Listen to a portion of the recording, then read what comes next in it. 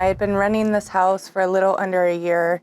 It was a good location for my son to go to school and for me to commute to school and work. But the owners knowingly rented to me, knowing that they were foreclosing on their home. And so unfortunately the bank seized the house. And in this area there isn't any laws protecting leasers when it comes to that. So the only thing that we get is a 30-day notice. Being a single mom, I had a 6-year-old and I was 6 months pregnant with my daughter at the time. And I was going to school. And so I didn't have any money saved up, and moving in this area costs a lot. So I was forced to put my children and my stuffs into a storage unit and find a shelter. And this was in 2014, and we had a really bad winter that year, so it was freezing outside, a foot of snow.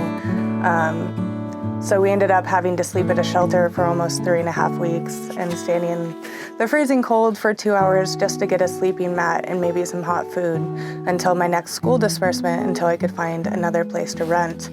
So I just really feel like the affordable housing crisis in this area is getting out of control. It's almost impossible to live anywhere without 2 or 3 other people in order to not have to decide whether to pay your bills or rent or put food on the table. Just being a single parent, I mean, I have kids, and so finding people to live with that want to live with kids while I'm in school and working is challenging enough, let alone finding people that you trust to live with your children and you. So I just really feel like the rental cap, making sure that there's affordable housing for people with only a single income, and more protection rights for people that lease apartments and homes needs to be a conversation, a prominent one in our community.